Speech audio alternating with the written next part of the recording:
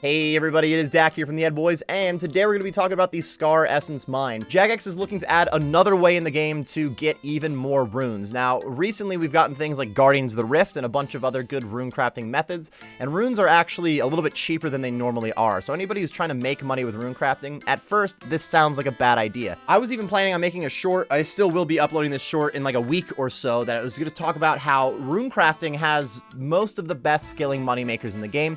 Thieving is right up there too, but at the moment, even with runes being at somewhat of an all-time low, runecrafting is still one of the better skilling moneymakers in RuneScape. So why would they make it worse? Well, that's not the plan, to be fair. Let's go ahead and actually read the blog. The Humble Blood Rune, a sought-after catalytic rune whose consumption allows the casting of ancient magics, the swooshing of the Scythe of Vitur, and whatever word begins with S that suits the Sanguine SD staff.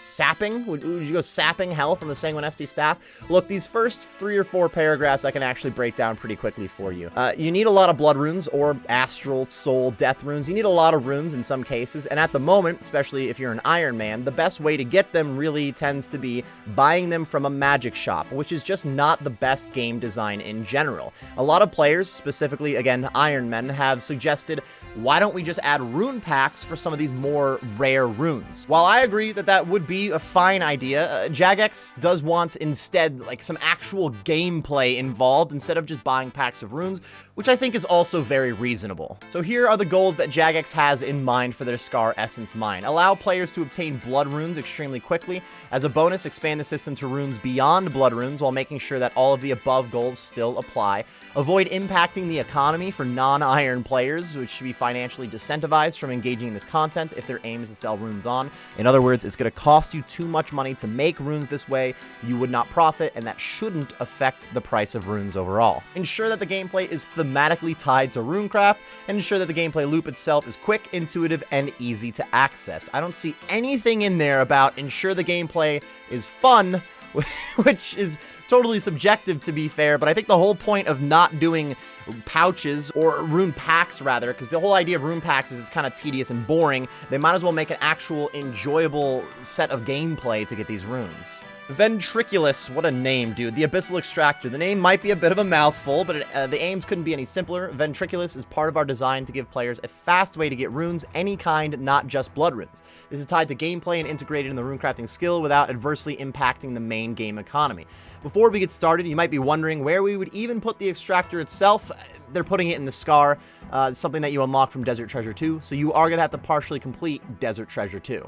Accessed via the rift near the Temple of Eye, which you might be familiar with from the Guardians of the Rift minigame, the Scar has a habit of sucking in leftover runes and essence from careless adventurers who keep dropping things. Inside the Scar, these leftovers move through tissues, sinew, and synapses, resulting in amalgamations of runes, essence, and flesh that defy the laws of nature.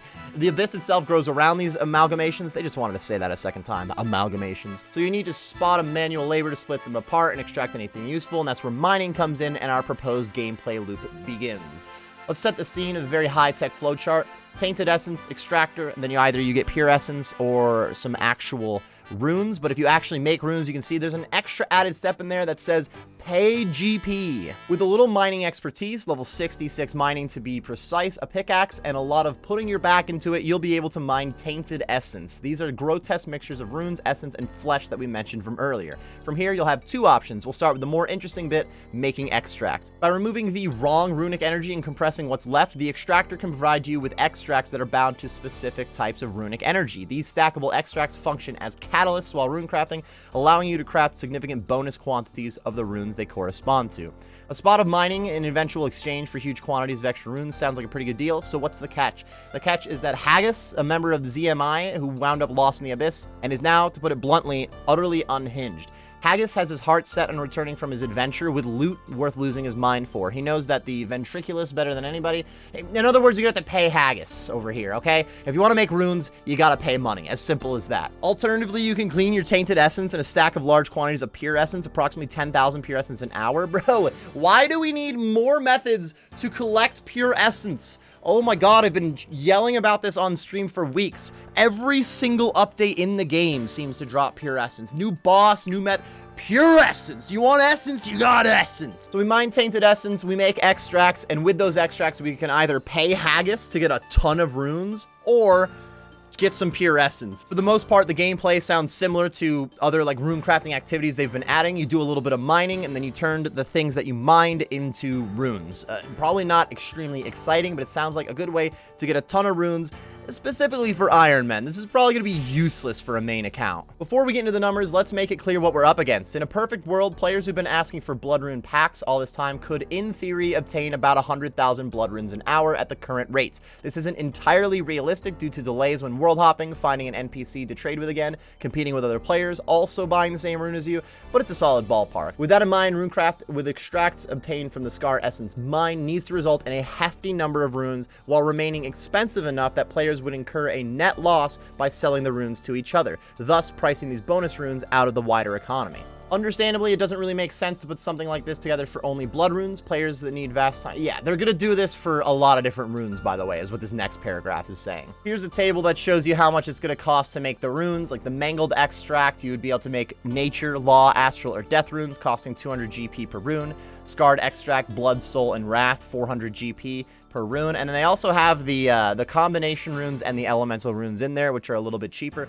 Overall, they're basically guaranteeing you will not be able to do this to make more money with runes, so this shouldn't flood the market and make runes cost even less money on the grain exchange. Sticking with blood runes as an example, obtaining a scarred extract from the extractor would set you back 24k, assuming you have no other bonuses, no blood runes, or excuse me, no blood essence, no remains of the eye. One pure essence at the blood altar while having the extract would give you 61 blood runes in total. If you had 27 pure essence, 27 extracts, you'd wind up with 1647 blood runes in total in exchange for the 648k GP that you'll have spent on the extracts. All right, these next few paragraphs are just giving numbers that are extrapolated from the table that we just looked at together. Really, when you break it all down, this is going to be an Iron Man way to purchase runes using some GPs, which does make a money sink out of it, which is actually pretty solid.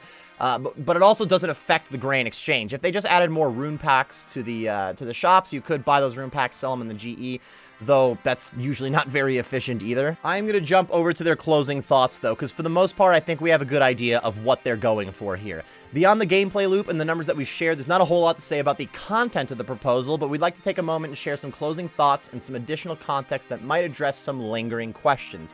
While we touched on it earlier in the blog, some of you might be still wondering, why not just release blood rune packs? And while we completely understand where you're coming from, we would like to reiterate and make it clear exactly why we're taking a slightly more involved approach. Rune packs don't really solve an underlying issue of constantly world hopping. Pretty much rune packs are just a boring design. Additionally, we have the entire skill whose sole purpose is crafting runes. Neglecting runecraft as a solution to the issue doesn't feel like the best approach to take for a game design perspective, since we would like players to be out and interacting in the world of Galenor as much as possible, as opposed to cycling through interfaces for ages in order to stock up for lengthy periods.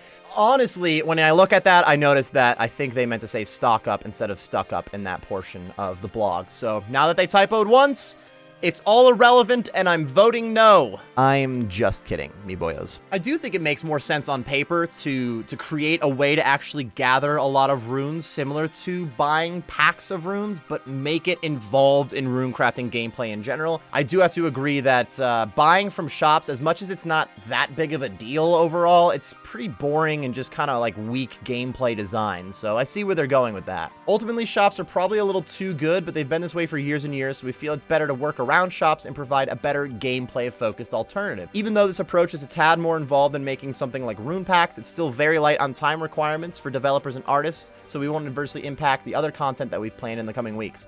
In other words, main accounts that find this to be useless for them and they don't want developers to work on this because they want updates for them instead of updates for Iron Men, you're getting both. Honestly, that's about it already. It's as simple as that. Jagex would like to add a way for you to collect runes, specifically as an Iron Man, though you could do this as a main if you wanted to, without just having to buy them from the rune shop. And of course, you can go craft your own runes right now, but if we're being realistic, to get the most runes per hour in the game, you want to go do like your best moneymaker and then just buy the runes, even from a rune shop.